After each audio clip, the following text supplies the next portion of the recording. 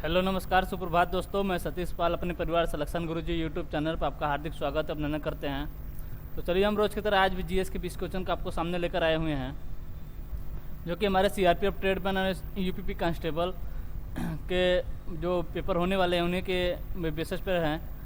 और हालांकि यूपीपी का तो अभी तक पता नहीं चला, लेकिन सीआरपीएफ ट्रेडमैन की वैकेंसी आई भी और उसकी परीक्षा एग्जाम डेट भी आ गया आपके सामने, जो कि कब से कब तक है। तो पहला फेज जो है कि आपका 1 से 3 तारीख तक है और लगभग 3 फेजों में पेपर होने हैं और 13 तारीख तक फाइनली पेपर ख़त्म हो जाएंगे।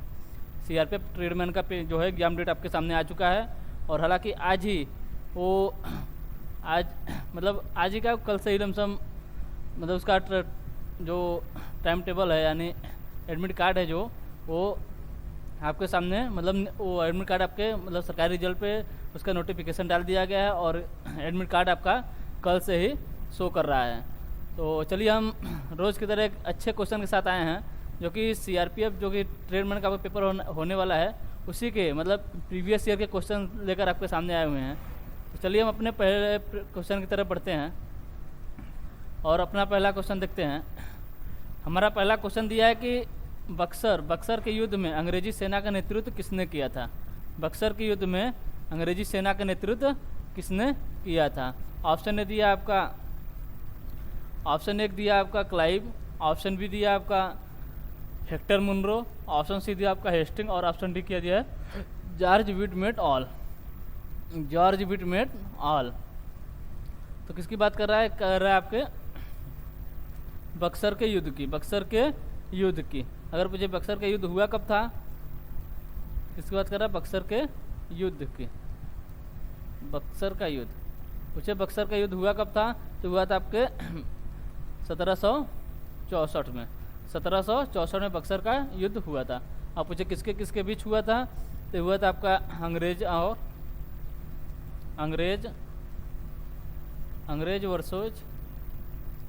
वर्सेस किसके बीच हुआ था, तो हुआ था बंगाल के नवाब थे आपके मीर कासिम। बंगाल के नवाब कौन थे, मीर कासिम। और इनके साथ कौन थे, मीर कासिम थे बंगाल के नवाब। और अवध के नवाब थे आपके सुजाऊ दौला। कौन थे, सुजाऊ दौला। अवध के नवाब सुजाऊ दौला थे। और थे आपके मुगल शासक शाह आलम द्वितीय।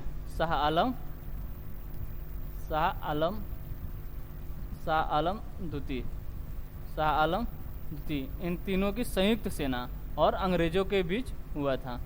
किसके, बंगाल के नवाब थे आपके मीर कासिम, अवध के नवाब थे आपके सुजाऊ दौला और मुगल शासक शाह आलम द्वितीय।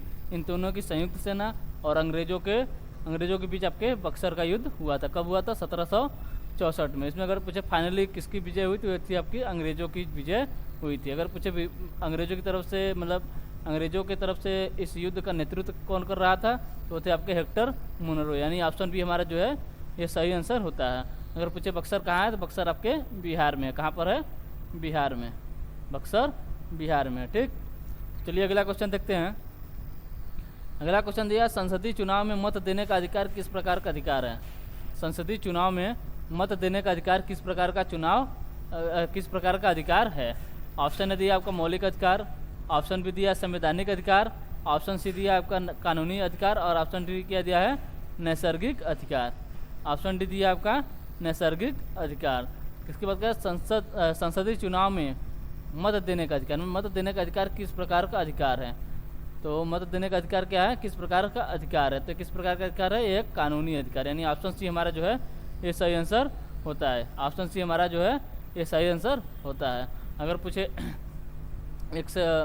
मत देने का अधिकार पहले पहले 21 वर्ष हुआ करता है। 21 वर्ष के लोग वोट देंगे। उसको घटाकर कितने वर्ष कर दिया, 18 वर्ष। 21 से 18 कब किया गया था, 61वें संविधान संशोधन द्वारा। 61वें संविधान संशोधन द्वारा मत देने का अधिकार 21 से 18 वर्ष कर दिया गया है। चलिए अगला क्वेश्चन देखते हैं। अगला क्वेश्चन दिया, विश्व का सबसे ठंडा मरुस्थल कौन सा है। विश्व का सबसे ठंडा मरुस्थल कौन सा है। ऑप्शन ने दिया आपका आटाकामा मरुस्थल, ऑप्शन बी दिया आपका सहारा मरुस्थल, ऑप्शन सी दिया गोबी मरुस्थल और ऑप्शन डी दिया कालाहारी मरुस्थल। ऑप्शन डी क्या दिया, कालाहारी मरुस्थल। तो किसकी बात कर रहा है, विश्व का सबसे ठंडा मरुस्थल। विश्व का सबसे ठंडा मरुस्थल कौन सा है? तो सबसे ठंडा मरुस्थल की बात करें कौन सा है, तो ये आपका गोबी का मरुस्थल, गोबी मरुस्थल यानी गोबी मरुस्थल। इसका नाम क्या है? गोबी मरुस्थल। ये कहाँ है? तो ये आपके मंगोलिया और चीन की सीमा पर है। किसके बीच में है? मंगोलिया और चीन के सीमा पर कौन सा मरुस्थल है? गोबी मरुस्थल है। हालांकि अधिकतर भाग इसके मंगोलिया में ही है। कहाँ पर है? मंगोलिया में। तो हमारा आंसर क्या होगा? ऑप्शन बी, जो कि विश्व का सबसे ठंडा मरुस्थल है। कौन सा? गोबी मरुस्थल है। ठीक। अगर हम आटाकामा मरुस्थल की बात करें कहाँ पर है, तो ये आपके दक्षिण अमेरिका में। कहाँ पर है? दक्षिण अमेरिका में आटाकामा मरुस्थल है। आटाकामा मरुस्थल कहाँ है? दक्षिण अमेरिका में। और सहारा मरुस्थल कहाँ है? तो ये आपके अफ्रीका में। कहाँ पर है? अफ्रीका में। अफ्रीका महाद्वीप में कौन सा मरुस्थल है? आपका सहारा मरुस्थल है। कालाहारी मरुस्थल कहाँ है? तो ये भी आपके अफ्रीका महाद्वीप में दक्षिण साइड में है। दक्षिण साइड में जो दक्षिण अफ्रीका, नामीबिया और बोत्सवाना के मतलब इन सब के क्षेत्रों में आता है आपका कालाहारी मरुस्थल। कौन सा? कालाहारी मरुस्थल है। ये भी अफ्रीका महाद्वीप में है। कहाँ पर है? ये भी आपके अफ्रीका महाद्वीप में है। ठीक। चलिए अगला क्वेश्चन देखते हैं। अगला क्वेश्चन दिया आपका कि धातुओं में से विद्युत की सर्वश्रेष्ठ सुचालक धातु कौन सी है? धातुओं में से विद्युत की सर्वश्रेष्ठ सुचालक धातु कौन सी है? ऑप्शन ए दिया आपका एल्यूमिनियम, ऑप्शन बी दिया आपका कॉपर, ऑप्शन सी दिया है चांदी और ऑप्शन डी दिया आपका आयरन। ऑप्शन ए क्या दिया है? एल्यूमिनियम, ऑप्शन बी दिया आपका कॉपर, ऑप्शन सी दिया है आपका चांदी यानी सिल्वर और ऑप्शन डी दिया आपका आयरन। ठीक। तो पूछ रहा है धातुओं में से विद्युत की सर्वश्रेष्ठ सुचालक धातु कौन सी है? सर्वश्रेष्ठ सुचालक धातु कौन सी है? यानी विद्युत की सर्वश्रेष्ठ सुचालक धातु कौन सी है? तो आपकी चांदी है। यानी ऑप्शन सी हमारा जो है ये सही आंसर होता है। चलिए अगला क्वेश्चन देखते हैं। अगला क्वेश्चन दिया है संविधान के अनुसार राज्यसभा का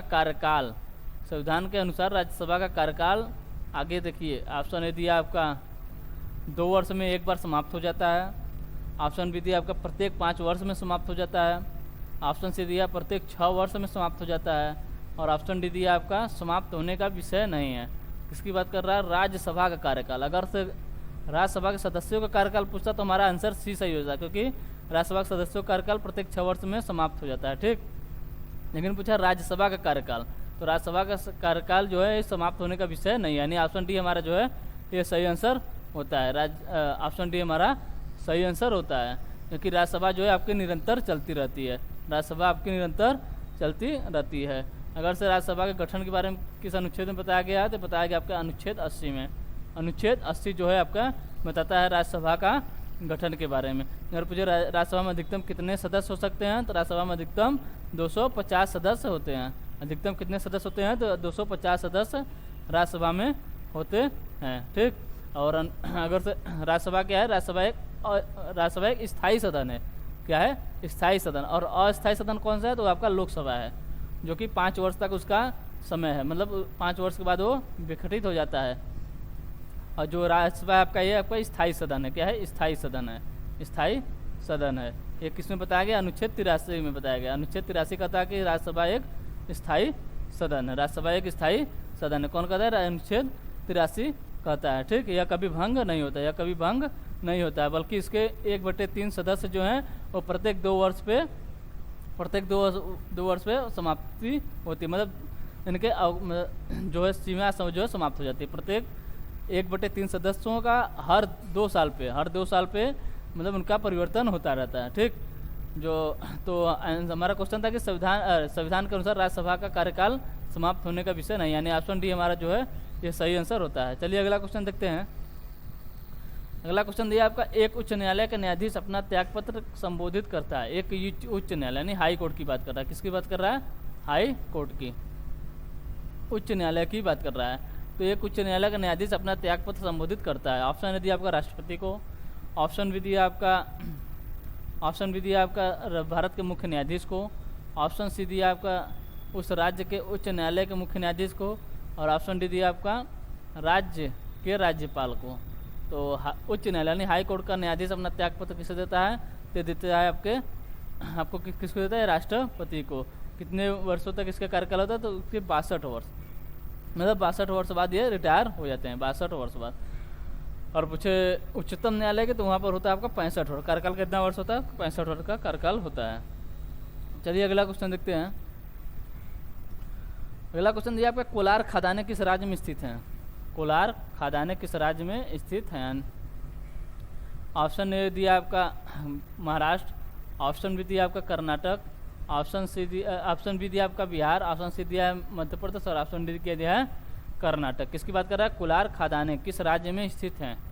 ए महाराष्ट्र है, बी बिहार है, सी मध्य प्रदेश और डी कर्नाटक है। डी क्या है? कर्नाटक। डी कर्नाटक है।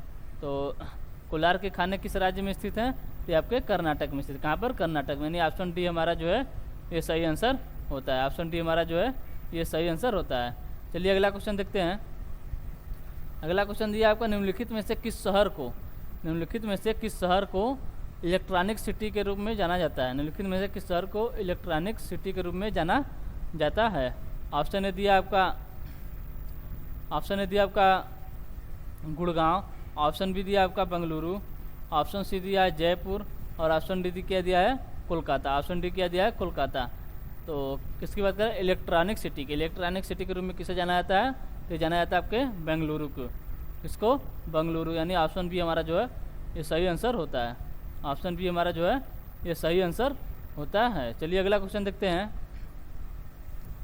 अगला क्वेश्चन दिया, किस केंद्रीय मंत्री ने मिशन अंत्योदय सर्वेक्षण 2022-23 का उद्घाटन किया है?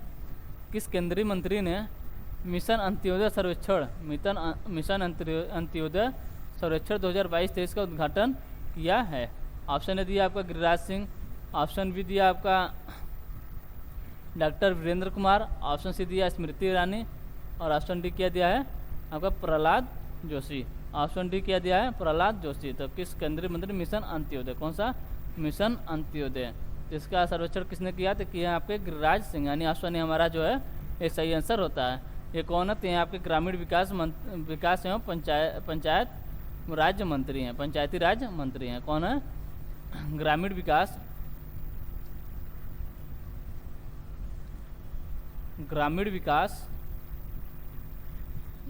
विकास और पंचायती राज मंत्री हैं। पंचायती राज मंत्री हैं। ठीक, कौन है? गिरिराज सिंह ने ही आपके अंत्योदय सर्वेक्षण का उद्घाटन किया है। ठीक, चलिए अगला क्वेश्चन देखते हैं। अगला क्वेश्चन दिया आपका, रज्मनामा किसका मतलब किस ग्रंथ का अनुवाद है? किसका अनुवाद है? ऑप्शन ए दिया आपका पंचतंत्र, ऑप्शन बी दिया रामायण, ऑप्शन सी दिया महाभारत और ऑप्शन डी दिया ऋग्वेद। ऑप्शन डी क्या दिया है? ऋग्वेद। इसकी बात कर रज्मनामा है किसका अनुवाद है? तो ये आपका महाभारत। किसका? महाभारत का फारसी अनुवाद है। महाभारत का फारसी अनुवाद क्या कहलाता है? रज्मनामा। महाभारत का फारसी अनुवाद है। ठीक, फारसी अनुवाद। अगर पूछे किसने कराया था? मुगल शासक सम्राट अकबर ने कराया था। मुगल शासक अकबर के कहने पर किसने, अगर पूछे मतलब किसके शासन काल में हुआ, तो अकबर के शासन काल में हुआ। किसने किया? तो किए थे आपके बदायूनी नकीब खां और अब्दुल कादिर ने। किसके कहने पर? अकबर के कहने पर। अगर से अकबर की बात करें तो इन्होंने 1574 में इन्होंने एक अनुवाद खाना घर की मतलब अनुवाद घर शुरू किया, जिसके तहत इन्होंने जितने भी संस्कृत ग्रंथ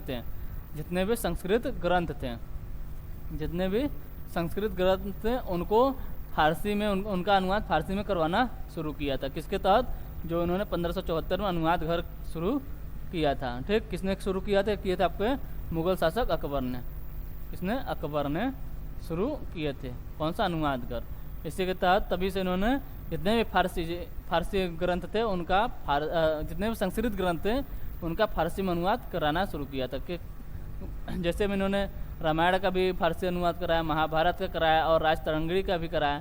क्या करा रहे? फारसी अनुवाद करा रहे थे। ठीक, चलिए अगला क्वेश्चन देखते हैं। अगला क्वेश्चन दिया आपका, विश्व नागरिक सुरक्षा दिवस प्रतिवर्ष कब मनाया जाता है? विश्व नागरिक सुरक्षा दिवस प्रतिवर्ष कब मनाया जाता है? ऑप्शन ए दिया आपका 27 फरवरी, ऑप्शन बी दिया 28 फरवरी, ऑप्शन सी दिया आपका 1 मार्च और ऑप्शन डी दिया है 2 मार्च। ऑप्शन डी क्या दिया है? 2 मार्च। तो विश्व नागरिक सुरक्षा दिवस प्रतिवर्ष कब मनाया जाता है? तो मनाया जाता है आपका 1 मार्च को, यानी ऑप्शन सी हमारा जो है ये सही आंसर होता है। ऑप्शन सी हमारा क्या होता है? सही आंसर होता है। 1 मार्च को कौन सा दिवस मनाया जाता है? 1 मार्च को आपको मनाया जाता है विश्व नागरिक सुरक्षा दिवस। ठीक, चलिए अगला क्वेश्चन देखते हैं। अगला क्वेश्चन दिया, भारत के साथ सबसे लंबी सीमा किस देश की है? भारत के साथ सबसे लंबी सीमा किस देश की है? ऑप्शन ए दिया आपका चीन, ऑप्शन बी दिया है पाकिस्तान, ऑप्शन सी दिया है नेपाल और ऑप्शन डी दिया है बांग्लादेश। ऑप्शन डी क्या दिया है? बांग्लादेश। तो भारत के साथ सबसे लंबी सीमा किस देश की है? तो सबसे लंबी सीमा की बात करें तो सबसे लंबी सीमा भारत के साथ है आपके बांग्लादेश की। कितनी है? तो आपकी है 4,093 किलोमीटर, 4,093 किमी किसकी सीमा है? बांग्लादेश की। ठीक, और पूछे बांग्लादेश के मतलब बांग्लादेश से कितने, भारत के कितने राज्य सीमा साझा करते हैं?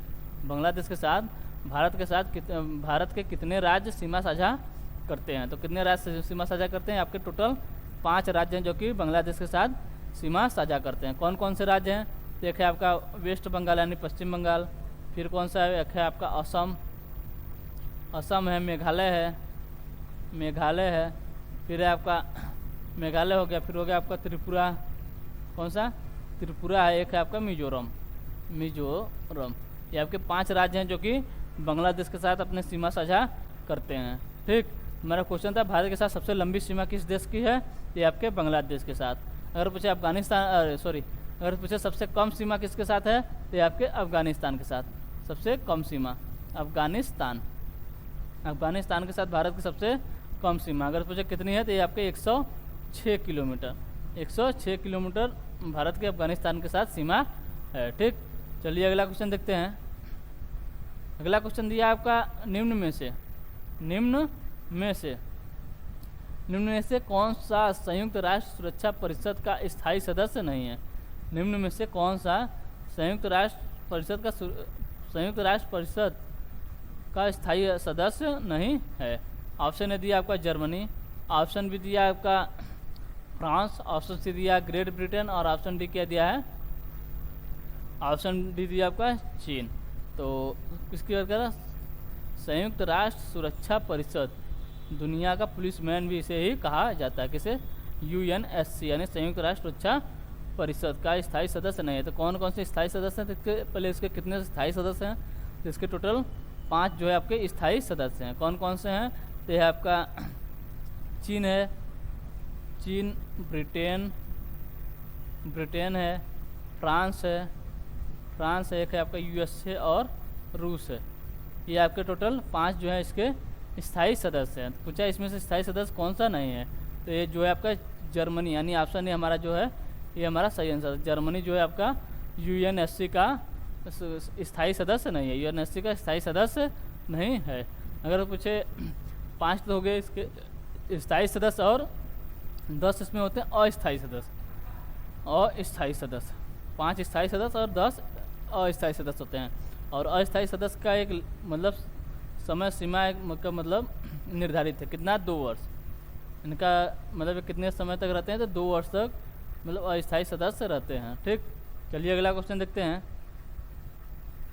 अगला क्वेश्चन दिया आपका, किस भारतीय अमेरिकी को यूट्यूब के नए CEO के रूप में चुना गया? किस भारतीय अमेरिकी को यूट्यूब के नए CEO के रूप में चुना गया है? ऑप्शन ए दिया आपका शांतनु नारायण, ऑप्शन बी दिया नील मोहन, ऑप्शन सी दिया जॉर्ज कुरियन और ऑप्शन डी दिया राज सुब्रमण्यम। तो भारतीय अमेरिकी को ना, तो किस भारतीय अमेरिकी को यूट्यूब के नए CEO के रूप में चुना गया है? ये चुना गया आपके नील मोहन को, यानी ऑप्शन बी हमारा जो है ये सही आंसर होता है। ऑप्शन बी हमारा जो है ये सही आंसर होता है। चलिए अगला क्वेश्चन देखते हैं। अगला क्वेश्चन दिया आपका, किस देश को स्वर्ण पैगोडा की भूमि के रूप में जाना जाता है? किस देश को स्वर्ण पैगोडा की भूमि के रूप में जाना जाता है? ऑप्शन दिया आपका थाईलैंड, ऑप्शन बी दिया म्यांमार, ऑप्शन सी दिया भूटान और ऑप्शन डी दिया है जापान। ऑप्शन डी क्या दिया है? जापान। तो स्वर्ण पैगोडा भूमि के रूप में किसे जाना जाता है? तो जाना जाता है आपके म्यांमार को। किसे? म्यांमार को, यानी ऑप्शन बी हमारा जो है ये सही आंसर होता है। अगर पूछे पूरब के मोती के रूप में किसे जाना जाता है? तो जाना जाता है आपके हांगकांग को। उगते सूर्य की भूमि किसे कहा जाता है? तो कहा जाता है आपके जापान को। ठीक, चलिए उसी प्रकार है आपका स्वर्णपैकोटा की भूमि के रूप में किसे जाना, तो आपके म्यांमार को जाना जाता है। चलिए अगला क्वेश्चन देखते हैं।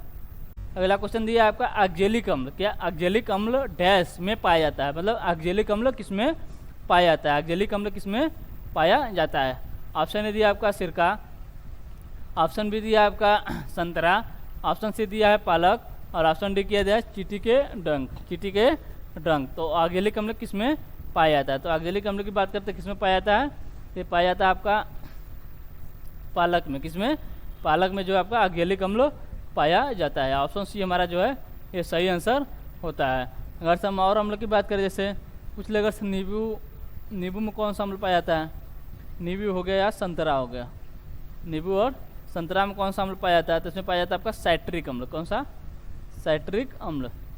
साइट्रिक अम्ल किसमें पाया जाता है, तो नींबू और संतरे में कौन सा अम्ल पाया जाता है, ये आपके साइट्रिक अम्ल पाया जाता है। और चींटी के डंक में बात करें, इसमें चींटी में कौन सा अम्ल पाया जाता है, तो इसमें पाया जाता है आपका फार्मिक अम्ल। फार्मिक अम्ल, फार्मिक अम्ल किसमें पाया जाता है, आपका पाया जाता है आपका चींटी के डंक में, चींटी के डंक में जो है आपका फार्मिक अम्ल पाया जाता है। पूछे अगर से सिरका में कौन सा अम्ल पाया जाता है, सिरका में कौन सा अम्ल पाया जाता है, तो इसमें पाया जाता है आपका एसिटिक अम्ल। एसिटिक अम्ल जो है किसमें पाया जाता है, आपका सिरका में पाया जाता है। अगर पूछे दही में कौन सा अम्ल पाया जाता है, दही में पाया जाता है आपका लैक्टिक अम्ल। लैक्टिक अम्ल कहाँ पाया जाता है, आपके दही में पाया जाता है। अगर पूछे अंगूर में, अंगूर में कौन सा अम्ल पाया जाता है, तो अंगूर में आपका टार्टरिक अम्ल। टार्टरिक अम्ल, टार्टरिक अम्ल कहाँ पाया जाता है, आपके अंगूर में पाया जाता है। आंवला में पूछे अगर कौन सा अम्ल पाया जाता है, किसमें, आंवला में।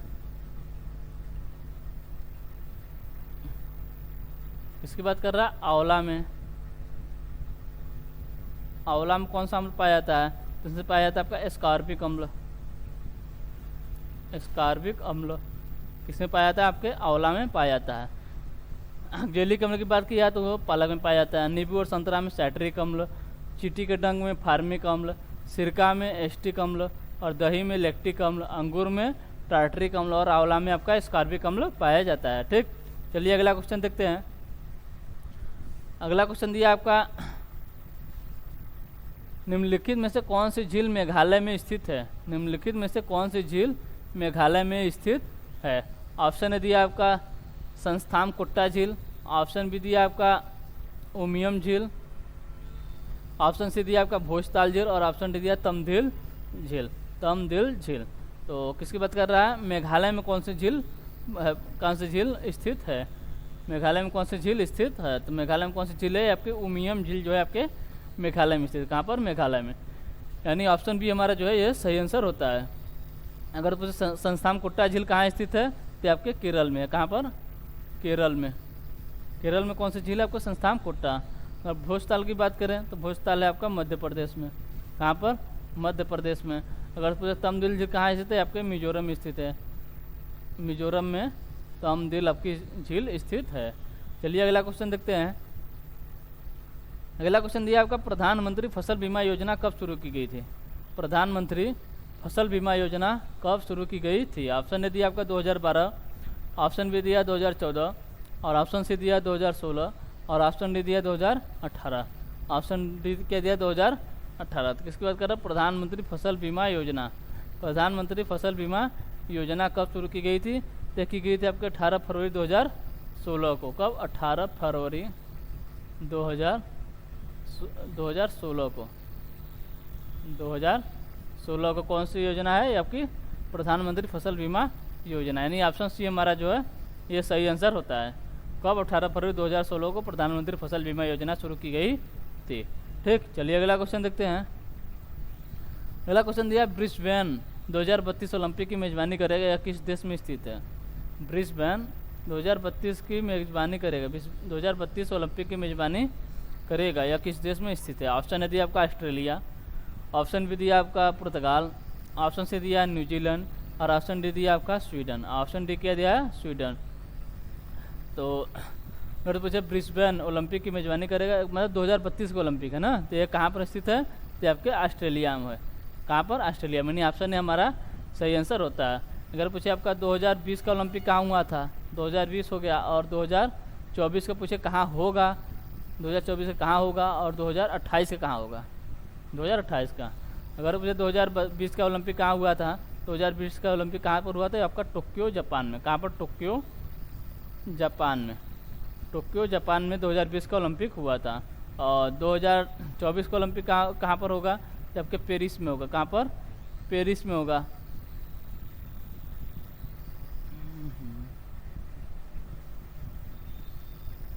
2024 का ओलंपिक कहाँ होगा, आपके पेरिस में होगा। पेरिस में 2024 का ओलंपिक हुआ। और 2028 की बात करते हैं, आपके लॉस एंजल्स में होगा। लॉस एंजल्स में, लॉस एंजल्स में 2028 के ओलंपिक होगा। आपसे एक क्वेश्चन है कि 2016 का ओलंपिक कहाँ हुआ, तो आपके ये अपना आंसर आप कमेंट बॉक्स में ज़रूर दीजिएगा। ठीक है, क्या क्वेश्चन है? क्वेश्चन है कि आपका 2016 का ओलंपिक जो है वो कहाँ पर हुआ था, और इसे आप कमेंट बॉक्स में इसका आंसर ज़रूर दीजिएगा। ठीक, चलिए अगला क्वेश्चन देखते हैं। अगला क्वेश्चन दिया है कि भारत सरकार ने अफगानिस्तान में निकासी मिशन को डैश नाम दिया है, मतलब क्या नाम दिया है, जो कि अफगानिस्तान से भारतीयों को निकालने में किस मतलब मिशन का प्रयोग किस नाम से, मतलब उस मिशन को क्या नाम दिया गया था। ऑप्शन दिया आपका ऑपरेशन वनीला, ऑप्शन भी दिया ऑपरेशन देवी शक्ति, ऑप्शन सी दिया ऑपरेशन संजीवनी, और ऑप्शन डी दिया आपका ऑपरेशन मेघदूत। ऑपरेशन मेघदूत। तो अफगानिस्तान में जो फंसे थे आपके भारतीय, उन्हें निकालने के लिए किस ऑपरेशन या किस मिशन को चलाया गया था आपका ऑपरेशन देवी शक्ति। ऑपरेशन देवी शक्ति, यानी ऑप्शन बी हमारा जो है ये सही आंसर होता है। अभी आपको बता दें, जो यूक्रेन और रूस के बीच युद्ध चल रहा था, यूक्रेन से जो भारतीयों को निकाल रहे हैं, वहाँ पर कौन से किस ऑपरेशन के तहत, मतलब कौन सा ऑपरेशन चलाए थे जिसके तहत भारतीयों को वापस लाए थे। वहाँ पर कौन सा ऑपरेशन चलाया गया था, वहाँ पर ऑपरेशन गंगा चलाया गया था। कौन सा operation? Operation Ganga. Operation Ganga चलाया गया था। कहाँ से? यूक्रेन से भारतीयों को लाने के लिए। ठीक, तो चलिए आज के लिए बस इतना ही। अब मिलते हैं आपसे अगले प्रैक्टिस टेस्ट में। ठीक है, अगर आपको सेशन अच्छा लग रहा है तो लाइक और सब्सक्राइब जरूर करें और शेयर करना ना भूलें। और जो आपको एक क्वेश्चन दिए हैं उसे आप कमेंट बॉक्स में ज़रूर बताएं। ठीक, तो आपके पेपर नज़दीक आ चुका है, तो आप अपनी पढ़ाई अच्छे से करिए। ठीक है, और कोशिश करिए कि 1 से 2 प्रैक्टिस सेट आप रोज़ डेली CRPF ट्रीटमेंट के 1 से 2 प्रैक्टिस सेट आप डेली करिए। ठीक है, तो चलिए आज के लिए बस इतना ही। तब तक के लिए टेक केयर, बाय बाय, जय हिंद, जय भारत।